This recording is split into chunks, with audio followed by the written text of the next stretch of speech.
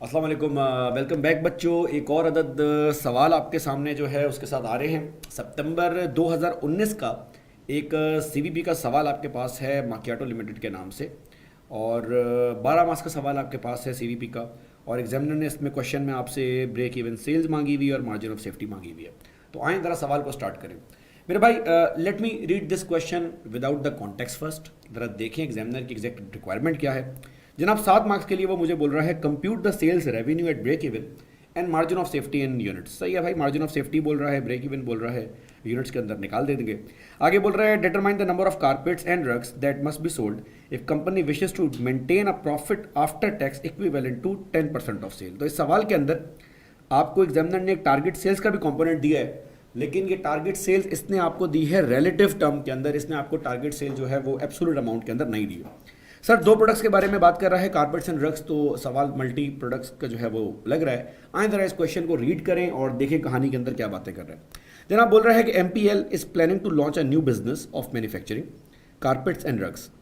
The extract from the projected statement of profit and loss of the new business are given below. और इसने आपके सामने एक profit and loss रखी है। अच्छा, पिछले चंद रिकॉर्डिंग में जो आपने सवाल देखे, सेम हरकत अगर आप गौर करें यहाँ पर भी हो रही है। एग्जामिनर ने जो आपको एक्सट्रैक्ट दिया है प्रॉफिट एंड लॉस स्टेटमेंट का, ये प्रॉफिट एंड लॉस स्टेटमेंट वो है जो हम मैनेजमेंट अकाउंटिंग लोग थोड़ा कम यूज़ करते हैं, क्योंकि हम तो कॉस्ट को ब्रेक कर रहे होते हैं वेरिएबल और फिक्स के कंपोनेंट में। इसने आपको जो प्रॉफिट एंड लॉस स्टेटमेंट दी है, इसने आपकी कॉस्ट को ब्रेक किया हुआ है प्रोडक्शन और नॉन प्रोडक्शन कॉस्ट के बीच में।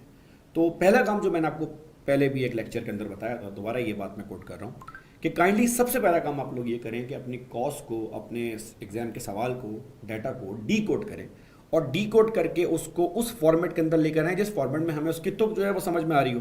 भाई हमें तो इसने प्रोडक्शन और नॉन प्रोडक्शन कॉस्ट की बात बोली भी है, लेकिन इस सवाल के अंदर हमें वेरिएबल और फिक्स के अंदर इसको ब्रेक करना है। बहरहाल आगे बोल रहे हैं जनाब प्रॉफिट बिफोर टैक्स हमारे पास 50 मिलियन का है एक्सपेक्टेड प्रॉफिट, और उसके बाद 35% का टैक्स है, और सब कुछ निकालने के बाद शेयर होल्डर के लिए हमारे पास प्रॉफिट आफ्टर टैक्स बचना चाहिए 32.5 मिलियन का। सर नीचे एक छोटे से पैराग्राफ में उसने एक बात और भी बोली है, बड़ा ब्रीफ किस्म का सवाल है। अक्सर औकात सवाल के अंदर इन्फॉर्मेशन थोड़ी लिमिटेड भी हो तो बच्चे कभी कभार पेपर के अंदर बिहेवियरल एस्पेक्ट्स अगर मैं बात करूँ तो पैनिक करना स्टार्ट कर देते हैं कि यार सवाल को कहाँ से पिक करना है। हालांकि जितनी इन्फॉर्मेशन है हमें उसी के अंदर खेलना है, और ऑब्वियसली उसी इन्फॉर्मेशन के अंदर सवाल जो है वो डूएबल है। सर आगे बोल रहा है selling price of carpets and drugs would be 24 and 4,000 per unit respectively.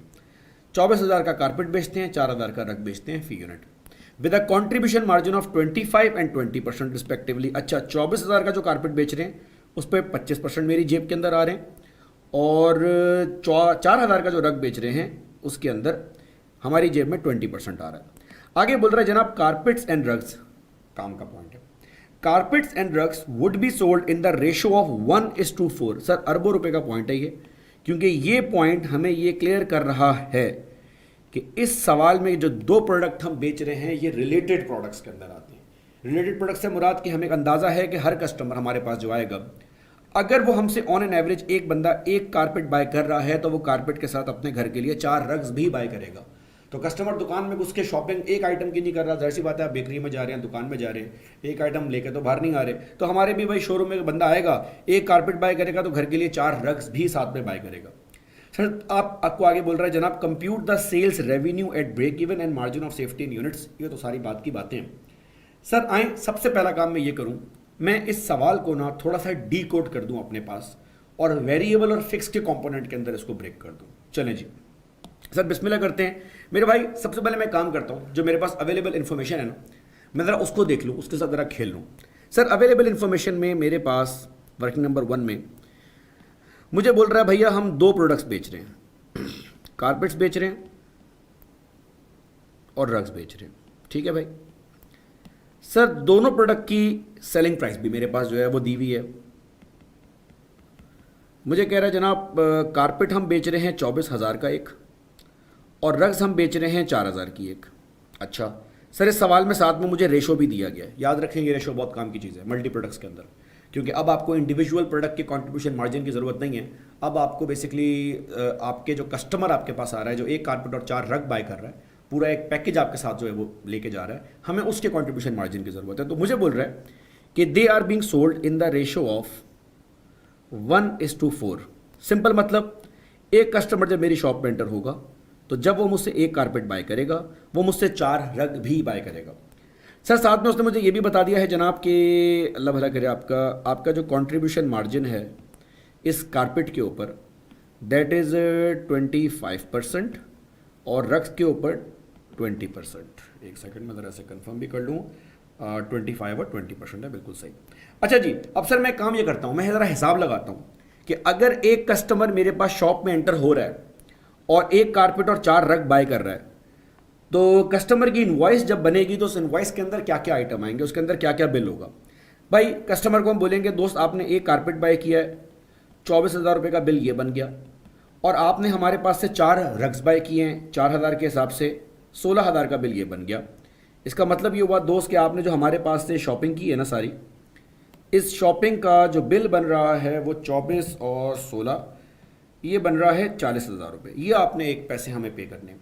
लेकिन जैसे मैंने ये पैसे पे किए, मेरा अकाउंटेंट मुझसे पूछेगा सर ये 40,000 हमें दे रहा है, इसमें हमारी जेब में कितने जाएंगे, तो हम अपने अकाउंटेंट को बोलेंगे भैया एक कारपेट, माजरत एक कारपेट जो उसने हमसे बाय किया है ना 24,000 का, इस 24,000 के कारपेट के ऊपर 25% मेरी जेब में जाता है। मतलब मैंने 24,000 का कारपेट बेच के अपनी जेब में 6,000 रुपये ऐड कर लिए। सही है सर। सर फिर जो आपने रग बेचा, या रग मैंने बेचा 4,000 का एक, इस 4,000 के रग में 20% मेरी जेब में जाता है 800 रुपये। और क्योंकि कस्टमर 4 बाय कर रहा है तो इसका मतलब ये हुआ कि thanks to this customer 800 into 4 मेरे पास 3200 रुपये आ गया। तो मैं अपने अकाउंटेंट को बता सकता हूं कि दोस्त मेरे पास इस बंदे ने जो शॉपिंग की है ना, इस 40,000 की शॉपिंग में 9,200 मेरी जेब में जा रहे हैं, और अगर इस 40,000 में से 9,200 मेरी जेब में जा रहे हैं तो इसका मतलब ये हुआ दोस्त कि मेरी जेब में 23% कॉन्ट्रीब्यूशन मार्जिन आ रहा है। इसका मतलब हुआ सिंपल सी बात, हर 100 रुपये के अंदर मेरी जेब में जो है वो 23 रुपये ऐड हो रहा है। अब सर मैंने सवाल को सबसे पहले again back to the question, मैंने सवाल को ना डीकोड करना था। मैं चाह रहा हूँ कि सवाल को वेरिएबल और फिक्स कॉस्ट के अंदर ब्रेक करूँ, और इसको ब्रेक करने के लिए मैंने अवेलेबल इंफॉर्मेशन को यूज़ करते हुए और रेशो को यूज़ करते वक्त ये चेक कर लिया कि हर एक कस्टमर जो एक कारपेट 4 रग बाय करेगा 40,000 देगा, उस 40,000 में से 9,200 मेरी जेब में जाएंगे जो 23% मार्जिन बनता है।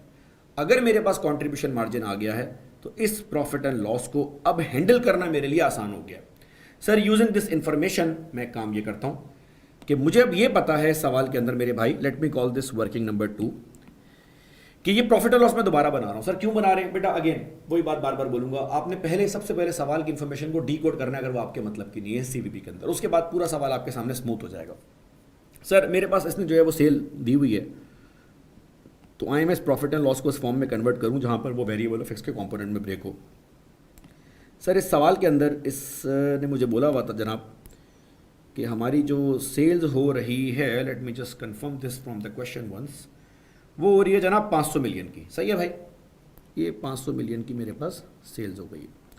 अच्छा, इस 500 मिलियन की सेल में मेरे पास कारपेट भी होगा, इस 500 मिलियन की सेल में मेरे पास रग्स भी होंगे, सब कुछ मिला के मैंने बेचा। तो अगर सब कुछ मैंने मिला के बेचा है तो मेरे पास जो कॉन्ट्रीब्यूशन मार्जिन इस वक्त कैलकुलेशन करने के बाद आ रहा था from working number 1, that was 23%। तो बेस्ड ऑन दैट मैं ये भी बोल सकता हूं कि जो मेरी वेरिएबल कॉस्ट होगी, क्योंकि 23% कॉन्ट्रीब्यूशन है और अगर वो मेरी जेब में जा रहा है तो बाकी रिमेनिंग 77% वेरिएबल कॉस्ट होगी। तो मेरे भाई 500 मिलियन का सबसे पहले मैं काम ये करता हूँ, 500 मिलियन का 23% अपने पास जो है वो कॉन्ट्रीब्यूशन निकाल देता हूँ। सर कॉन्ट्रीब्यूशन मेरे पास यकीनन बन रहा है इसका 1,15,000 का, 115 मिलियन का, और इसमें से 500 मिलियन अगर मैं माइनस कर दूं तो यकीनन मेरी वेरिएबल कॉस्ट होगी 385,000। ये मैंने बैकवर्ड वर्किंग करके निकाल दिया। तो सर मैं सवाल को आहिस्ता आहिस्ता डिकोड कर रहा हूँ। पहले मैंने रेशो की बेस पे कॉन्ट्रीब्यूशन मार्जिन निकाला, और फिर मैंने उस वेटेड एवरेज कॉन्ट्रीब्यूशन मार्जिन को यूज़ करके सेल्स के ऊपर कॉन्ट्रीब्यूशन निकाल दिया। अब सर मुझे चाहिए अगला आइटम फिक्स कॉस्ट का। वापसी में सवाल में जाऊँगा। सवाल में 500 मिलियन की सेल थी, और इस 500 मिलियन की सेल्स के ऊपर 23% के हिसाब से मेरे पास 115 मिलियन का कंट्रीब्यूशन आ रहा है। अब मुझे ये भी मालूम है कि जो प्रॉफिट एंड लॉस मेरे पास आई है उसमें प्रॉफिट 50 मिलियन का है। तो अब मैं थोड़ा सा बैकवर्ड यहाँ से मूव करूँगा, क्योंकि हमें ये बात पता है कि इस कंट्रीब्यूशन में से मेरे भाई मैंने फिक्स कॉस्ट माइनस करनी है। लेट्स से कि मुझे अभी फिक्स कॉस्ट के बारे में नहीं पता कितनी है, हाँ सर, लेकिन आपको ये तो पता है ना कि प्रॉफिट कितना आ रहा है। तो मेरे भाई इस सवाल में प्रॉफिट हमारे पास आ रहा था 50 मिलियन का। I will use that number. और अगर मेरा प्रॉफिट 50 मिलियन का है तो दैट गोज़ विदाउट सेइंग कि जो रिमेनिंग अमाउंट मेरे पास होगी दैट वुड बी 65 मिलियन। तो ये मैंने इस सवाल के अंदर लिख भी देता हूँ यहाँ पर, अपने पास फिक्स कॉस्ट जो है वो ट्रेस कर ली। अगर आप गौर करें ये सवाल सॉल्व करते करते, कहीं भूल मत जाइएगा, हमारी पहली requirement is kind of completed. Sir कह रहा है जनाब compute the sales revenue at break even and margin of safety. Break even निकालने के लिए हम लोग एक फंक्शन यूज़ किया करते थे, total fix cost divide by contribution margin. इस सवाल में मेरे पास कंट्रीब्यूशन मार्जिन भी आ गया, वेटेड एवरेज। इस सवाल में मेरे पास फिक्स कॉस्ट भी आ गई है। तो अब मैं काम जो करता हूँ, मैं एक नेक्स्ट पेज के ऊपर मूव करता हूँ और मैं इसमें ब्रेक इवन निकालने की जो है वो कोशिश करता हूँ। Let me call this requirement number A. Break even sales मैंने निकाल ली है मेरे भाई। I need two components, total fix cost, weighted average contribution margin. Fix cost मेरे पास आ रही है 65 मिलियन की, और ये 65 मिलियन की फिक्स कॉस्ट मैंने कवर करनी है 23% के मार्जिन के साथ। तो इसका मतलब ये हुआ मेरे भाई कि मेरी ब्रेक इवन सेल्स आ रही है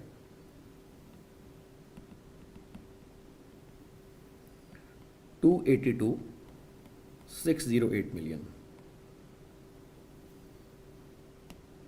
जी जनाब। सर ये मेरे पास ब्रेक इवन सेल्स आ गई है रुपीज़ में। अच्छा, आप में से बहुत सारे लोग इस वक्त शायद ये सोच रहे होंगे सर ब्रेक इवन सेल सही है, यूनिट में तो आ गई, रुपीज़ में तो आ गई है, ज़रा break even sale number of customer पे भी निकाल दें। कोई इशू नहीं है दोस्त, कोई इशू नहीं है सर। यही ब्रेक इवन सेल्स मैं आपके सामने यूनिट्स में भी निकाल देता हूँ। Sir break even sale unit में निकालने के लिए total fix cost divided by हमारे पास आ रहा था कंट्रीब्यूशन पर कस्टमर। अच्छा जी सर, कंट्रीब्यूशन पर कस्टमर क्यों? क्योंकि याद रखें रिलेटेड प्रोडक्ट्स के अंदर कस्टमर आपसे एक प्रोडक्ट बाय नहीं कर रहा, कस्टमर आपसे पैकेज बाय कर रहा है। हमारा कस्टमर हमारे पास आता है तो हमारा कस्टमर एक कारपेट बाय करता है, 4 रग बाय करता है। अभी हमने कैलकुलेशन ऊपर की। तो सर हमें जो अपनी कॉस्ट रिकवर करनी है 65 मिलियन की फिक्स कॉस्ट, वो हमें रिकवर करनी है फ्रॉम 9,200 पर कस्टमर। याद करें कस्टमर हमारे पास आता था, 40,000 रुपये दिया करता था और 40,000 में 9,200 हमारी जेब में आते थे। तो हमने कहा अच्छा जी 65 मिलियन अगर हमने पूरे करने हैं ना दोस्त, और एक कस्टमर से 9,200 रुपये आ रहे हैं, तो हमें इस जैसे ऑलमोस्ट 7,065 कस्टमर की ज़रूरत है। ज़रा ध्यान कीजिएगा प्लीज़, 7,065 कस्टमर मेरे पास आएंगे। तो बेटा अगर 7,065 कस्टमर मेरे पास आएंगे तो मुझे बताएं हर कस्टमर मुझसे कारपेट कितने बाय करता है? सर हर कस्टमर एक कारपेट 4 रग बाय करता है। इसका मतलब ये हुआ 7,065 कारपेट सेल हो रहे होंगे और 28,000 ऑलमोस्ट 261 रग्स मेरे पास जो है वो सेल हो रहे होंगे। तो सर ये मेरे सवाल की जो पहली रिक्वायरमेंट है उसका आधा हिस्सा हो गया है। सवाल में एग्जामिनर ने मुझे बोला भैया compute the sale revenue at break even and the margin of safety in units. तो हमने ब्रेक इवन भी निकाल दिया, मैंने अत्यतन आपको दूसरा वाला ब्रेक इवन भी जो है वो दिखा दिया, और सर मार्जिन ऑफ सेफ्टी भी जो है वो हमारे पास आ गया। तो आएँ ज़रा इसको आगे बढ़ाएं और अब मार्जिन ऑफ सेफ्टी से यूनिट्स भी हमें निकालनी है, उसके लिए मूव करें। अच्छा जी दोस्त, मार्जिन ऑफ सेफ्टी के बारे में बात कर रहे हैं, कह रहा है मार्जिन ऑफ सेफ्टी निकालो और यूनिट्स में निकालो। अच्छा निकाल देते हैं भाई। मार्जिन ऑफ सेफ्टी का मसला ये दोस्त, मार्जिन ऑफ सेफ्टी यूनिट्स में निकालने का मसला ये कि हमें सबसे पहले मालूम होना चाहिए कि हमारी एक्सपेक्टेड सेल यूनिट्स में जो है वो कितनी थी। तो अगेन मैं सेम वर्किंग यूज़ करूँगा। मेरी टोटल सेल्स जो कि 500 मिलियन की आ रही थी, ये आ कैसे रही थी? सर एक कस्टमर शॉप में आता है, अगेन एक कारपेट 4 रग बाय करता है और हमें तकरीबन 40,000 रुपये पे कर देता है। तो अगर वो हमें 40,000 रुपये पे कर रहा है, इसका मतलब है हमें ऐसे 12,500 कस्टमर्स की ज़रूरत है। ठीक है जी। अच्छा जी सर, अगर 12,500 कस्टमर की ज़रूरत है, सेल्स मेरे पास आ गई है, तो मार्जिन ऑफ सेफ्टी मेरे पास जो होता है भैया it's a difference between expected sales and break even sales. तो सर मेरे पास ब्रेक इवन जो मैंने अभी पीछे वाले सवाल के अंदर बाहर निकाला था, अब आपको समझ आएगा वो किस काम का था। सर हमें ब्रेक इवन करने के लिए ना 7,065 कस्टमर की ज़रूरत है। तो 7,000 कस्टमर पे हमारा ब्रेक इवन होगा और 12,000 कस्टमर के ऊपर, सॉरी 12,000 कस्टमर के ऊपर हमारी एक्सपेक्टेड सेल है। तो एक्सपेक्टेड सेल्स -7065, ठीक है जी। और as a percentage of expected sale तो मेरे पास इसकी जो है वो वैल्यू आ जाएगी। आप इसको अपने कैलकुलेटर में सॉल्व करें, मैं इसको यहाँ पे तब तक वैल्यू जो है वो नोट कर देता हूँ। अगर आपने ये सवाल पहले देखा हुआ है तो आपके बहुत सारे कॉन्सेप्ट्स इसके अंदर इसी कैलकुलेशन और इस रिकॉर्डिंग के बहाने क्लियर हो जाएंगे। अच्छा जी सर, मेरे पास मार्जिन ऑफ सेफ्टी आ रहा है 43.48%। एक मेरे पास आंसर ये आ गया। और अगर मार्जिन ऑफ सेफ्टी यूनिट्स की ज़रूरत है मेरे पास भाई, तो मार्जिन ऑफ सेफ्टी यूनिट्स में आ रहा है 5,435 कस्टमर्स। ज़रा ध्यान कीजिएगा प्लीज़, ये 5,435 कस्टमर हैं। आप चाहें तो इन कस्टमर्स को ब्रेक भी कर सकते हैं। हर कस्टमर एक कारपेट और 4 रग बाय कर रहा है। इसका मतलब ये हुआ कि अगर 5,400 कस्टमर आ रहे हैं तो 5,400 कस्टमर इतने कारपेट बाय करेंगे और इतने आपसे रग्स बाय करेंगे। ठीक है जी, चलें सर, ये तो हमारा हो गया पार्ट ए। अब इस सवाल को पूरा करने के लिए हमें जनाब पार्ट बी की तरफ मूव करना है। तो आए सवाल के पार्ट बी की तरफ मूव। अच्छा जी चलें दोस्त, इसके आखिरी पार्ट की तरफ मूव करेंगे। एक दफ़ा क्वेश्चन को एक दफ़ा दोबारा से यार देख लें। कह रहा है जनाब, determine the number of carpets and rug that must be sold if company wishes to make a profit after tax of 10% of sales. अब सर इसने हमें नहीं दिया हुआ, मसला नहीं है। पहले काम ये करते हैं, टारगेट सेल्स हमें निकालनी है। टारगेट सेल्स के लिए आपको याद होगा हम एक फंक्शन यूज़ किया करते थे, and I will modify this function. हम बोलते थे जनाब हमें चाहिए फिक्स कॉस्ट प्लस हमें चाहिए टारगेट प्रॉफिट, और ये दोनों चीज़ों को हम रिकवर करेंगे। जाहिर सी बात है, कंट्रीब्यूशन कमाएंगे तो फिक्स कॉस्ट पूरी हो जाएगी, और अगर उसके बाद भी कंट्रीब्यूशन बच गया तो जेब में डाल देंगे। वो मार्जिन ऑफ सेफ्टी का जो कंट्रीब्यूशन है वो प्रॉफिट में आ जाता है। तो सर यहाँ पर हम इसको बोल देंगे जनाब कंट्रीब्यूशन मार्जिन। सर लेकिन इस सवाल के अंदर मेरे पास जो प्रॉफिट की अमाउंट दी गई है उसके अंदर टैक्स भी शामिल है। इसका मतलब मुझे इतना प्रॉफिट कमाना है कि मेरा 35% टैक्स कवर होने के बाद मेरी अमाउंट पूरी हो जाए। अच्छा, अमाउंट भी कितनी है वो भी नहीं बता रहा, 10% ऑफ सेल्स। अब आपको पता है हमने काम ये किया करते थे कि जब हमारे पास टैक्स का मामला आया करता था तो हम अपने एक्सपेक्टेड टारगेट प्रॉफिट को जितना भी बन रहा है, अभी तो अमाउंट हमें नहीं पता, वैसे ही 10% ऑफ सेल दिया हुआ है, इसको हम एडजस्ट कर दिया करते थे विद टैक्स अमाउंट। इसके लिए मैंने आपसे कहा था आप इसको 1 - t के अंदर एडजस्ट कर दें। सर इस फंक्शन को मॉडिफाई करने के बाद अगेन मुझे इसको पूरा करना है कंट्रीब्यूशन पर, कंट्रीब्यूशन मार्जिन के साथ। अब ज़रा ध्यान कीजिएगा प्लीज़, इस सवाल में दोस्त, इस सवाल में टारगेट प्रॉफिट मुझे नहीं मालूम। वो कह रहा है target profit should be 10% of sales. अरे भाई सेल्स ही तो नहीं पता, सेल्स ही तो निकालनी है। वो कह रहा है जो भी आंसर आएगा इसका 10% आपके पास ये आना चाहिए। ठीक है, देख लेते हैं। सर आए इस फंक्शन को थोड़ा सा और चेक करें। फिक्स कॉस्ट मेरे पास कितनी थी? सर मेरे पास जो अमाउंट थी मैं उसको प्लेस कर रहा हूँ। 65 मिलियन की मेरे पास फिक्स कॉस्ट थी। टारगेट प्रॉफिट मुझे कह रहा है 10% ऑफ सेल्स। तो क्योंकि मुझे सेल्स नहीं मालूम, late me call this x, और जो भी मेरा प्रॉफिट होगा दैट वुड बी 0.1x। इसको मैं डिवाइड कर रहा हूँ 1 - t से। सवाल के अंदर टैक्स रेट मेरे पास 35% था, तो इसका मतलब कि 65% अमाउंट ये चीज़ जो है वो रिप्रेजेंट कर रही है। और इस दोनों अमाउंट को मेरे भाई मैंने रिकवर करना है कंट्रीब्यूशन मार्जिन के साथ। आप में से जिन लोगों की मैथ्स अच्छी है उनको तो ज़रूरत नहीं है, वो तो नॉर्मली उन्होंने अब तक कैलकुलेट जो है वो कर लिया होगा। लेकिन अगर आप में से कोई बच्चा अभी थोड़ा सा स्ट्रगल कर रहा है कि सर इस फंक्शन को आपने प्लेस जो है वो किस तरह से किया, तो मैं इसको स्टेप बाय स्टेप ब्रेक कर देता हूँ। कैलकुलेटर में आपको फिलहाल यहाँ पे स्क्रीन पे तो नहीं शो कर सकता, लेकिन मैं इसको जो है वो ब्रेक कर देता हूँ। मेरे भाई मेरा कंट्रीब्यूशन मार्जिन वेटेड एवरेज आ रहा था 23%।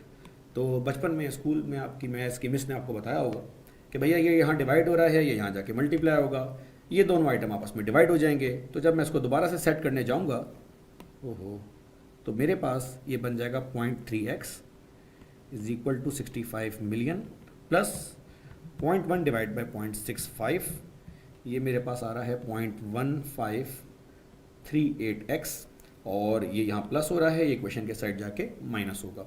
सर इसको जब मैं माइनस करूँगा 0.23 से, तो मेरे पास जनाब वैल्यू आ जाएगी 0.076x 65 मिलियन।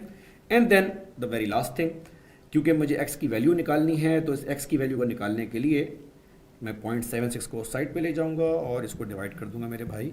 तो मेरे पास एक्सपेक्टेड टारगेट सेल जो है वो आ जाएगी। राउंडिंग ऑफ का डिफरेंस हो सकता है।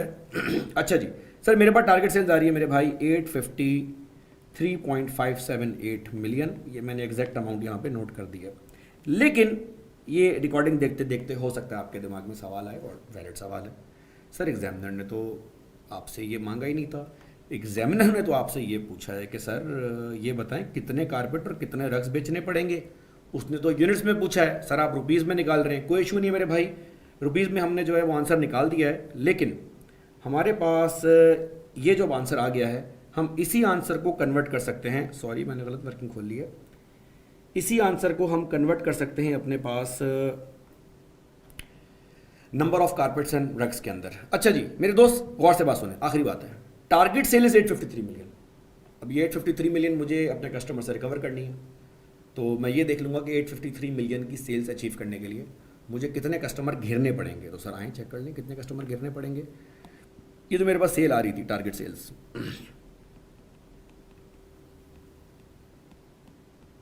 This was around 853.578 million. अच्छा याद करें पहली वर्किंग, एक कस्टमर दुकान में आके क्या क्या कर रहा है, एक कारपेट 4 रग, 40,000 रुपये हमारी जेब में, हमारे हाथ में लेके जा रहे हैं। सर 40,000 पर कस्टमर का मतलब ये हुआ कि ये जो पूरी अमाउंट मेरे पास आ रही है,